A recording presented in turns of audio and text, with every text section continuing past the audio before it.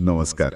आज आमे ओडिशार सांस्कृतिक जीवनर गोटे मूलदुआ को टिके माने नुआ दृष्टि रे देखिबा को चेष्टा करिबा। हाँ आमे कथा हेबा अति बड़ी जगन्नाथ दासंकर ओडिया भागवत विषय रे। एकदम आउ आम पाखरे जो उत्सटी अछि सेटा एक पारायण रु आसीछि, तेणु एहार परिवेशटा ही बहुत आध्यात्मिक। ठीक किंतु आजिर आलोचनाटा गोटे बहुत बड़ प्रश्न रु आरंभ हेबा। अच्छा जेतेबेले भगवान श्रीकृष्ण धराधाम छाड़ी चली गले तापरे धर्म ज्ञान आउ भरोसा ए सब कुआडे गला। हाँ काहाकू आश्रय कला एई प्रश्न आ मते लागुछि एहार उत्तर ही पूरा श्रीमद् भागवत आ तार सूत्र लुचि रहिछि प्रथम अध्याय रे। बहुत बढ़िया आरंभ, कारण भागवत केवल गोटे धर्म ग्रंथ तो नुहे ना बिल्कुल नुहे। एहा ओडिया समाजर मन आउ हृदय को शह शह वर्ष धरी गढ़ी आसीछि। आपण जो प्रश्नटा उठेले सेटा खाली गोटे पुराना कथा नुहे, सेटा गोटे दार्शनिक द्वंद्व। किपरि जे जणे महान मार्गदर्शक जेतेबेले नथांती समाज केमिति निज बाट खोजे आउ भागवतर प्रथम अध्याय सेई बाट खोजिबार यात्रा पाई मंच प्रस्तुत करे। ठीक कहले। तेबे ए यात्रा आरंभ होउछि किछि बहुत शक्तिशाली बंधनारु। हाँ ओम नमो भागवते वासुदेवाय। आमे साधारणतः एहाको गोटे प्रार्थना बोली भाबु, किंतु एहारु कोन किछि अधिक एथिरे अछि? निश्चित भावरे एटा खाली गोटे प्रार्थना नुहे, एटा गोटे घोषणा। अच्छा, लेखक आरंभरू ही स्पष्ट करि देउछंती जे एई पूरा ग्रंथर केंद्रबिंदु किए आउ एहार लक्ष्य कोन। तापरे जेउ पंक्ति आसुछि जन्माद्यस्य जतो सेटा एक विशाल दार्शनिक भित्तिभूमि तैयारी करूछि। आउ सेठी सेही शब्दटी अछि सत्यम परम धीमहि। हाँ आमे सेही परम सत्यं को ध्यान करू। एही परम सत्य कथाटा शुनिबा को टिके माने बड़ लागुछि। हाँ साधारण मनुष्य पई जे निजर दैनंदिन जीवनर सत्य भितरे बुडी रहिछि, चाकिरी परिवार ए सबु भितरे। हाँ ता पाई एही परम सत्यर धारणा टिके जटिल मने होई पारे। तेबे ग्रंथ एहाकू सरल करिबाकू किछि चेष्टा करूछि कि? अच्छा सेठी ही तो सबु रहस्य। भागवत जाने जे एहा एक जटिल धारणा, सेथिपाई एहाकू बुझेइबा पाई दुईटा बहुत शक्तिशाली शब्द व्यवहार करा जाइछि। कोन से उडिक? प्रथमटी हेला स्वराट। स्वराट? हाँ माने सूर्य परी। देखंतु आमको सूर्य को देखिबा पाई कोनोसी टॉर्च कि मोहम्बती दरकार पड़ेनी ना, से निजे ही आलोक। एकदम सेहीपरि एही परम सत्य हेउछि स्वयं प्रकाशित, ताकू बुझिबा पाई अन्य कोनोसी प्रमाणर दरकार नाही। बा ए तुलनारी बहुत सुंदर। आ द्वितीय शब्दटी? द्वितीयटी हेउछि निरस्त कुहकम।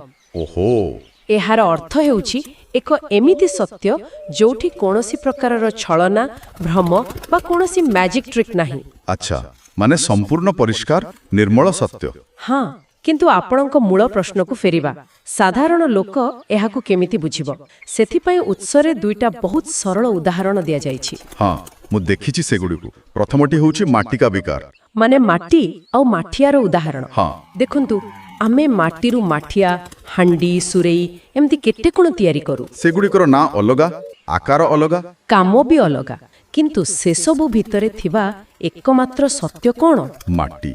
सेहीपरि एही संसार रे आमे जेते जहा भिन्नता देखुजे, मनीष पशु गछ, से सबुर मूल रे सेही गोटिय परम सत्य ही अछि। एहा द्वारा भागवत कहूछि जे आम दैनंदिन जीवनर सत्य आउ परम सत्य अलगा नुहे। एवं द्वितीय उदाहरण मृग तृष्णा, मरुभूमि रे मरीचिता। एकदम एटा बोटे माया को बुझेइबा पई ठीक धरिछंती। मरुभूमि रे दूररु देखिले पानी थिला परि लागे, किंतु सेटा गोटे भ्रम। हाँ सेही परे ए जगतरे आमे जेउ सुख दुख संपर्क को चरम सत्य बोली भाबु, ताहा मध्य सेही परम सत्य उपरे गोटे आभास मात्र। अच्छा, भागवत कहूछि एही दुईटा उदाहरण को मने रखिले आमे सत्य और भ्रम भितरे फरक बुझी पारिबा। बा तेबे ग्रंथ आरंभरू ही एक विशाल दार्शनिक भित्तिभूमि तैयारी करूछि। हाँ किंतु एहा केवल दर्शन रे अटकी जाउनी, तापरे ग्रंथ निजे निजर परिचय देउछि, जहा बहुत आश्चर्यजनक। हाँ एहा हेउछि भागवतर महिमा वर्णना। एमिति लागुछि जेमति से कहूछि मु किए आ मोते केमिति पढिबा उचित। ठीक कहले, गोटे यूजर मैनुअल बा व्यवहार निर्देशिका परी। जानिछंती मु जेताबेले एहाकू पढुतिली सेई निगम वृक्षर फल उपमाटारे मु अटकी गली। अच्छा, एहाकू समस्त वेदर सार बोली भी कहा जाइछि। मोते लागिला लेखक एठी केवल गोटे काव्यक उपमा देउ नाहांती, ବରଂ ସେ ପାଠକକୁ ଗୋଟେ ପ୍ରତିଶ୍ରୁତି ଦେଉଛନ୍ତି ଯେ ତୁମକୁ ପୁରା ଗଛ ଚଢ଼ିବାକୁ ପଡ଼ିବନି କି କଞ୍ଚା ଫଳ ଖାଇବାକୁ ପଡ଼ିବନି, ମୁଁ ତୁମ ପାଇଁ ସବୁଠୁ ମିଠା ଆଉ ପାଚିଲା ଫଳଟା ଆଣିଦେଉଛି। ଆପଣ ଏହାର ମର୍ମକୁ ଏକଦମ ଧରିପାରିଛନ୍ତି। ଏହି ଫଳ ରୂପକଟି ବହୁତ ଗଭୀର। ହଁ, ଯଦି ବେଦ ଉପନିଷଦ ଏସବୁ ହେଉଛି ଜ୍ଞାନର ବିଶାଳ ଗଛ, ତାହେଲେ ସେସବୁକୁ ପଢ଼ି ବୁଝି ହଜମ କରିବା ସାଧାରଣ ଲୋକଙ୍କ ପାଇଁ କଷ୍ଟ, ବହୁତ କଷ୍ଟକର। ତ ଭାଗବତ ସେହି ସବୁ ଜ୍ଞାନର ସାରକୁ ଗୋଟେ ରସାଳ ଫଳ ଭାବରେ ପରିବେଷଣ କରୁଛି। ଏହି ଫଳ ରୂପକଟା ବହୁତ ସୁନ୍ଦର, କାରଣ ଏହା ଜ୍ଞାନକୁ ଭୟଙ୍କର ବା କଷ୍ଟକର ନୁହେଁ, ବରଂ ମଧୁର ଆଉ ଆକର୍ଷଣୀୟ ଭାବେ ଦେଖାଉଛି। ହଁ, ଏହା କହୁଛି ଯେ ଆଧ୍ୟାତ୍ମିକତା ଗୋଟେ କଠୋର ପରୀକ୍ଷା ନୁହେଁ, ବରଂ ଗୋଟେ ଆନନ୍ଦଦାୟକ ଅନୁଭବ। ଏହି ଧାରଣାଟି ହିଁ ତ ଭାଗବତକୁ ଏତେ ଲୋକପ୍ରିୟ କରାଇଛି, ନୁହେଁ କି? ଏକଦମ ଠିକ୍। ସେଥିପାଇଁ ତ ଏହାକୁ ପିବତ ଭାଗବତମ୍ ରସମାଲୟମ୍ ବୋଲି କୁହାଯାଇଛି। ଆଚ୍ଛା, ପଢ଼ ବୋଲି କୁହାଯାଇନି, ପାନ କର ବୋଲି କୁହାଯାଇଛି। ପାନ କର, ବାଃ। ରସକୁ ଯେମିତି ଆନନ୍ଦରେ ପାନ କରାଯାଏ, ସେମିତି ଭାଗବତର ଜ୍ଞାନକୁ ଆନନ୍ଦରେ ଶୁଣିବାକୁ କୁହାଯାଉଛି। ଆଉ ସବୁଠୁ ବଡ଼ କଥା ହେଉଛି ଶ୍ରବଣ ମାତ୍ରେ ମୋକ୍ଷ ପାଏ। ଏଇଟା ତ ବହୁତ ବଡ଼ କଥା। ଏହା ହେଉଛି ଜ୍ଞାନର ମାନେ ଗଣତାନ୍ତ୍ରିକରଣ। ପୂର୍ବରୁ ଜ୍ଞାନ କେବଳ କିଛି ଖାସ୍ ଲୋକଙ୍କ ପାଇଁ ଥିଲା, କିନ୍ତୁ ଭାଗବତ କହିଲା ଯିଏ ବି ଶୁଣିବ ସେ ଏହାର ଲାଭ ପାଇବ। ଏଇଟା ଗୋଟେ ବୈପ୍ଳବିକ ଧାରଣା ଥିଲା ସେତେବେଳେ। ଏବେ ବୁଝା ପଡ଼ୁଛି ଏହା କାହିଁକି ଏତେ ଗୁରୁତ୍ୱପୂର୍ଣ୍ଣ। ଆଚ୍ଛା, ଏହି ଦାର୍ଶନିକ ଭିତ୍ତିଭୂମି ଆଉ ଆତ୍ମପରିଚୟ ପରେ କାହାଣୀର ପରିବେଶ ବର୍ଣ୍ଣନା କରାଯାଉଛି। ହଁ, ଆଉ ଏହି ମହାନ ଜ୍ଞାନର ଆଲୋଚନା କୌଣସି ରାଜପ୍ରାସାଦରେ ହଉନି। ନା, କୌଣସି ମନ୍ଦିରରେ ନୁହେଁ, ଏକ ଜଙ୍ଗଲରେ, ନୈମିଷାରଣ୍ୟରେ। ତ ଏହି ସ୍ଥାନର କିଛି ବିଶେଷତ୍ୱ ଅଛି କି? ହଁ, ଏହି ସ୍ଥାନର ଚୟନ ଅତ୍ୟନ୍ତ ତାତ୍ପର୍ଯ୍ୟପୂର୍ଣ୍ଣ। ନୈମିଷାରଣ୍ୟରେ ଶୌନକ ଆଦି 88,000 ଋଷି ଏକାଠି ହେଇଛନ୍ତି। ଆଉ ସେମାନେ କ'ଣ କରୁଛନ୍ତି? ସହସ୍ର ବର୍ଷର ଯଜ୍ଞ। ହଁ, କିନ୍ତୁ କାହା ପାଇଁ? ନିଜ ପାଇଁ ନୁହେଁ, ବରଂ କଳି ଯୁଗରେ ସମଗ୍ର ମାନବ ସମାଜର କଲ୍ୟାଣ ପାଇଁ। ଏଇଟା ସେମାନଙ୍କର ନିଃସ୍ୱାର୍ଥପରତାକୁ ଦେଖାଉଛି। ତାହା ତ ନିଶ୍ଚୟ, କିନ୍ତୁ ଏଠି ଗୋଟେ ଗଭୀର କଥା ଲୁଚି ରହିଛି। କ'ଣ ସେଇଟା? ସେମାନେ କୌଣସି ଦେବତାଙ୍କୁ ଡାକି ସମସ୍ୟାର ସମାଧାନ ଖୋଜୁ ନାହାନ୍ତି। ଓହୋ, ସେମାନେ ଜାଣନ୍ତି ଯେ କଳିଯୁଗର ସମସ୍ୟା ହେଉଛି ଅଜ୍ଞାନ, ମନ୍ଦବୁଦ୍ଧି, ଦ୍ୱନ୍ଦ୍ୱ।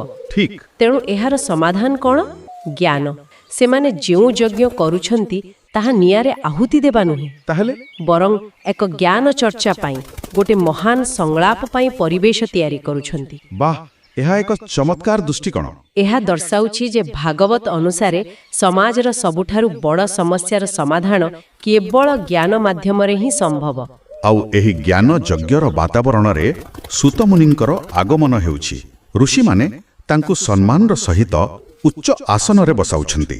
ହଁ, କାରଣ ଋଷିମାନେ ଜାଣନ୍ତି ଯେ ସୂତମୁନି କେବଳ ଜଣେ କଥାକାର ନୁହନ୍ତି, ସେ ମହର୍ଷି ବ୍ୟାସଦେବଙ୍କ ଶିଷ୍ୟ। ମାନେ ଜ୍ଞାନର ମୂଳ ଉତ୍ସରୁ ସିଧା ଆସିଛନ୍ତି। ଏକଦମ। ତେଣୁ ସେମାନେ ନିଜ ମନରେ ଥିବା ସବୁଠାରୁ ଗଭୀର ପ୍ରଶ୍ନଗୁଡ଼ିକୁ ପଚାରିବା ପାଇଁ ଏହାକୁ ହିଁ ସଠିକ୍ ସମୟ ବୋଲି ଭାବୁଛନ୍ତି। ଏବେ ଆସିବା ସେହି ପ୍ରଶ୍ନଗୁଡ଼ିକ ଉପରକୁ, ଯାହା ଏହି ପ୍ରଥମ ଅଧ୍ୟାୟର ମାନେ ହୃଦୟ। ହଁ, 6ଟି ମୁଖ୍ୟ ପ୍ରଶ୍ନ। ଏତେ ବଡ଼ ବଡ଼ ଜ୍ଞାନୀମାନେ ଏକାଠି ହୋଇଛନ୍ତି, ଆଉ ଏ ପ୍ରଶ୍ନଗୁଡ଼ିକୁ ଦେଖିଲେ ମୋତେ ଲାଗୁଛି ଏହା 3ଟା ସ୍ତରରେ ପଚରାଯାଇଛି। ଆଚ୍ଛା, କେମିତି? ପ୍ରଥମେ, ମୋ ପାଇଁ କ'ଣ ଭଲ, ମାନେ ବ୍ୟକ୍ତିଗତ କଲ୍ୟାଣ।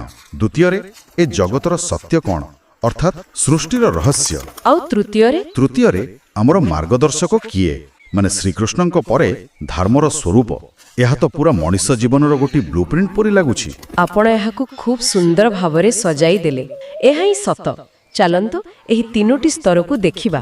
ହଁ, ପ୍ରଥମ ସ୍ତର, ବ୍ୟକ୍ତିଗତ କଲ୍ୟାଣ। ଋଷିମାନଙ୍କର ପ୍ରଥମ ପ୍ରଶ୍ନ ହେଉଛି କଳିଯୁଗର ଲୋକଙ୍କ ପାଇଁ ପରମ କଲ୍ୟାଣ ବା ଏକାନ୍ତ ଶ୍ରେୟର ମାର୍ଗ କ'ଣ? ଆଉ ସେମାନେ ସମସ୍ୟାକୁ ମଧ୍ୟ ଚିହ୍ନଟ କରୁଛନ୍ତି। ହଁ, ଲୋକେ ଅଳ୍ପାୟୁ, ମନ୍ଦମତି, ଅଶାନ୍ତ ଆଉ ଭାଗ୍ୟହୀନ। ଏହା ତ ଆଜିର ଦୁନିଆ ପାଇଁ ମଧ୍ୟ 100% ସତ। ଏକଦମ। ତ ଏପରି ପରିସ୍ଥିତିରେ କେଉଁ ସରଳ ଉପାୟ ଅଛି ଯାହାଦ୍ୱାରା ଆତ୍ମା ଶାନ୍ତି ପାଇବ?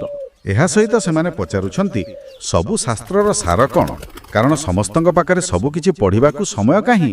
ଏଇଟା ଗୋଟେ ବହୁତ ପ୍ରାକ୍ଟିକାଲ ପ୍ରଶ୍ନ। ନିଶ୍ଚୟ। ଏହା ହେଉଛି ସମରି ବା ଏକ୍ଜିକ୍ୟୁଟିଭ ସମରି ମାଗିବା ପରି। ଆମକୁ ସେହି ସାରତତ୍ତ୍ୱ କୁହନ୍ତୁ ଯାହାକୁ ଜାଣିଲେ ଭଗବାନ ହରି ପ୍ରସନ୍ନ ହେବେ। ଠିକ୍। ତ ଏହି 2ଟି ପ୍ରଶ୍ନ ମଣିଷର ବ୍ୟକ୍ତିଗତ ଆଧ୍ୟାତ୍ମିକ ଯାତ୍ରା ପାଇଁ। ତାପରେ ଆସୁଛି ଦ୍ୱିତୀୟ ସ୍ତର ସୃଷ୍ଟିର ରହସ୍ୟ। ହଁ ଏଥିରେ ଭଗବାନଙ୍କର ଅବତାର ଆଉ ତାଙ୍କ ଲୀଳା ବିଷୟରେ ପ୍ରଶ୍ନ କରାଯାଇଛି। କାହିଁକି ସେ ଅବତାର ନିଅନ୍ତି, ମଣିଷ ରୂପରେ ଥାଇ ମଧ୍ୟ କାହିଁକି ଅତି ମାନୁଷ୍ୟ କର୍ମ କରନ୍ତି। ହଁ ଆଉ ଏହି ବ୍ରହ୍ମାଣ୍ଡର ସୃଷ୍ଟି ସ୍ଥିତି ଓ ବିନାଶ କେମିତି ହୁଏ? ଏହି ପ୍ରଶ୍ନଗୁଡ଼ିକ ମଣିଷର ଜିଜ୍ଞାସାକୁ ଦର୍ଶାଉଛି। ଆମେ କେଉଁଠୁ ଆସିଛୁ, ଏ ଜଗତ କେମିତି ଚାଲୁଛି? ଏହାର ପରିଚାଳକ କିଏ? ଏହା ହେଉଛି ବିଜ୍ଞାନ ଆଉ ଦର୍ଶନର ମୌଳିକ ପ୍ରଶ୍ନ। ଋଷିମାନେ ଏହାକୁ ଆଧ୍ୟାତ୍ମିକ ଦୃଷ୍ଟିରୁ ପଚାରୁଛନ୍ତି। ସେମାନେ କେବଳ ତଥ୍ୟ ଚାହୁଁନାହାନ୍ତି। ନା, ବରଂ ଏହା ପଛର ଉଦ୍ଦେଶ୍ୟ ଜାଣିବାକୁ ଚାହୁଁଛନ୍ତି। ଏବଂ ଶେଷରେ ଆସୁଛି ସେହି ତୃତୀୟ ସ୍ତର ଯେଉଁଠୁ ଆମେ ଆଜିର ଆଲୋଚନା ଆରମ୍ଭ କରିଥିଲେ। ଆମର ମାର୍ଗଦର୍ଶକ କିଏ? ହଁ, ଯେତେବେଳେ ଭଗବାନ ଶ୍ରୀକୃଷ୍ଣ ସ୍ୱଧାମକୁ ଫେରିଗଲେ ତାପରେ ଧର୍ମ କାହାକୁ ଆଶ୍ରୟ କଲା, ଏହି ପ୍ରଶ୍ନଟି ମୋତେ ସବୁଠାରୁ ଗଭୀର ଆଉ କାରୁଣିକ ମନେ ହୁଏ। ଏହା ଏକ ଶୂନ୍ୟତାରୁ ଜନ୍ମ ନେଇଥିବା ପ୍ରଶ୍ନ। ଏହା ଏକ ଅତ୍ୟନ୍ତ ଗୁରୁତ୍ୱପୂର୍ଣ୍ଣ ପ୍ରଶ୍ନ, କାରଣ ଏହା ଏକ ନେତୃତ୍ୱର ସଙ୍କଟକୁ ଦର୍ଶାଉଛି। ଠିକ୍। ଯେତେବେଳେ ଜଣେ ମହାନ ଆଦର୍ଶ ଚାଲିଯାଆନ୍ତି, ସମାଜ ଦିଗହରା ହୋଇଯିବାର ଭୟ ରହେ। ଋଷିମାନେ ସେହି ଭୟକୁ ପ୍ରକାଶ କରୁଛନ୍ତି। ତାଙ୍କ ପରେ ଧର୍ମ, ଜ୍ଞାନ, ନୈତିକତାର ରକ୍ଷକ କିଏ ହେବ? ଆମେ କାହାକୁ ଦେଖି ଶିଖିବୁ? ଏହି ପ୍ରଶ୍ନର ଉତ୍ତର ହିଁ ସମଗ୍ର ଭାଗବତର ମୂଳ ଉଦ୍ଦେଶ୍ୟ। ଏବେ ସମ୍ପୂର୍ଣ୍ଣ ଚିତ୍ରଟି ସ୍ପଷ୍ଟ ହୋଇଯାଉଛି। ପ୍ରଥମ ଅଧ୍ୟାୟ କୌଣସି ଉତ୍ତର ଦେଉନାହିଁ, ନା, ବରଂ ଏହା ମଣିଷ ଜୀବନର ସବୁଠାରୁ ଗୁରୁତ୍ୱପୂର୍ଣ୍ଣ ପ୍ରଶ୍ନଗୁଡ଼ିକୁ ଏକାଠି କରି ଏକ ବିଶାଳ ମଞ୍ଚ ତିଆରି କରୁଛି। ଆପଣ ସଠିକ୍ କଥା କହିଲେ। ସମଗ୍ର ଶ୍ରୀମଦ୍ ଭାଗବତ ହିଁ ଏହି 6ଟି ପ୍ରଶ୍ନର ଏକ ବିସ୍ତୃତ, ଗଭୀର ଆଉ ରସମୟ ଉତ୍ତର। ପ୍ରଥମ ଅଧ୍ୟାୟଟି ହେଉଛି ଏକ ଚମତ୍କାର ଉଦାହରଣ ଯେ କୌଣସି ଜ୍ଞାନ ଦେବା ଆଗରୁ ପ୍ରଥମେ ସଠିକ୍ ପ୍ରଶ୍ନ ପଚାରିବା କେତେ ଜରୁରୀ। ଏହା କ'ଣ କହିବା ପୂର୍ବରୁ କାହିଁକିକୁ ସ୍ଥାପିତ କରୁଛି। ଏକଦମ। ଏହା ଶ୍ରୋତା ବା ପାଠକଙ୍କ ମନରେ ଏକ ପ୍ରବଳ ଜିଜ୍ଞାସା ସୃଷ୍ଟି କରୁଛି, ଯାହାଦ୍ୱାରା ସେମାନେ ପରବର୍ତ୍ତୀ ଜ୍ଞାନକୁ ଗ୍ରହଣ କରିବା ପାଇଁ ପୁରା ପ୍ରସ୍ତୁତ ହୋଇପାରିବେ। ଏହି ଆଲୋଚନା ପରେ ମୋତେ ଲାଗୁଛି ପ୍ରଥମ ଅଧ୍ୟାୟ କେବଳ ଏକ ଆରମ୍ଭ ନୁହେଁ, ବରଂ ଏହା ପୁରା ଗ୍ରନ୍ଥର ଗୋଟେ ରୋଡମ୍ୟାପ୍ ବା ମାର୍ଗଦର୍ଶିକା। ହଁ, ଠିକ୍। ଏହା ଆମକୁ କହୁଛି ଯେ ଆଗକୁ ଆମେ କେଉଁ କେଉଁ ବିଷୟରେ ଜାଣିବାକୁ ଯାଉଛୁ। ଶେଷରେ ଶ୍ରୋତାଙ୍କ ପାଇଁ ଗୋଟେ ଚିନ୍ତନୀୟ ବିଚାର ଛାଡ଼ି ଯିବାକୁ ଚାହେଁ। ନିଶ୍ଚୟ। ଋଷିମାନେ ପଚାରିଲେ, ଶ୍ରୀକୃଷ୍ଣଙ୍କ ପରେ ଧର୍ମ କେଉଁଠାରେ ଆଶ୍ରୟ ନେଇଛି? ହଁ, ଉତ୍ସରେ ଏହି ପ୍ରଶ୍ନର ଉତ୍ତର ତୁରନ୍ତ ଦିଆଯାଇପାରେ ନାହିଁ, କିନ୍ତୁ ଯଦି ଆମେ ଟିକେ ଗଭୀର ଭାବରେ ଚିନ୍ତା କରିବା, ତେବେ ହୁଏତ ଏହାର ଉତ୍ତର ସେହି ପ୍ରଶ୍ନ ଆଉ ପରିବେଶ ଭିତରେ ହିଁ ଲୁଚି ରହିଛି। ଆଚ୍ଛା, କେମିତି? ହୁଏତ ଶ୍ରୀକୃଷ୍ଣଙ୍କ ଶାରୀରିକ ଅନୁପସ୍ଥିତି ପରେ ଧର୍ମ, ଜ୍ଞାନ ଆଉ ଭକ୍ତିର ନୂଆ ଆଶ୍ରୟସ୍ଥଳ ହେଉଛି ସ୍ୱୟଂ ଶ୍ରୀମଦ୍ ଭାଗବତ ଗ୍ରନ୍ଥ। ବା, ଏହା ଏକ ଅତ୍ୟନ୍ତ ସୁନ୍ଦର ବିଚାର। ଏହି ଗ୍ରନ୍ଥ ହିଁ କଳିଯୁଗର ଶବ୍ଦ ବ୍ରହ୍ମ ବା ବାଙ୍ଗ୍ମୟ ଅବତାର, ଯାହାକୁ ଋଷିମାନେ ଖୋଜୁଥିଲେ। ଅର୍ଥାତ୍ ଧର୍ମ କୌଣସି ବ୍ୟକ୍ତିବିଶେଷଙ୍କୁ ନୁହେଁ, ବରଂ ଏକ ଶାଶ୍ୱତ ଜ୍ଞାନକୁ ଆଶ୍ରୟ କରିଛି। ହଁ, ଆଉ ଯଦି ଏହା ସତ, ତେବେ ଏହାର ଅର୍ଥ ହେଉଛି ଯେ ଯେତେବେଳେ ବି ଆମକୁ ଲାଗେ ଯେ ଆମ ଚାରିପାଖେ ମୂଲ୍ୟବୋଧ କମିଯାଉଛି ବା ସବୁକିଛି ଦ୍ୱନ୍ଦ୍ୱରେ ପରିପୂର୍ଣ୍ଣ, ହଁ, ଯାହା ଆଜିକାଲି ବହୁତ ଲାଗେ, ସେତେବେଳେ ଧର୍ମ କୌଣସି ମନ୍ଦିର ବା ବ୍ୟକ୍ତିଙ୍କ ପାଖରେ ନୁହେଁ, ବରଂ ଜ୍ଞାନର ଏହି ଉତ୍ସ ଭିତରେ ହିଁ ସୁରକ୍ଷିତ ଅଛି। ବହୁତ ବଢ଼ିଆ। ଏହା ହିଁ ଭାଗବତର ପ୍ରଥମ ଅଧ୍ୟାୟର ସବୁଠାରୁ ବଡ଼ ପ୍ରତିଶ୍ରୁତି। ଏହି ବିଷୟରେ ଚିନ୍ତା କରିବାକୁ ମୁଁ ଶ୍ରୋତାଙ୍କୁ ଅନୁରୋଧ କରୁଛି। ଆମର ଚ୍ୟାନେଲକୁ ସବସ୍କ୍ରାଇବ୍ କରନ୍ତୁ ଏବଂ ଭିଡ଼ିଓକୁ ସେୟାର କରନ୍ତୁ। ହଁ, ନମସ୍କାର।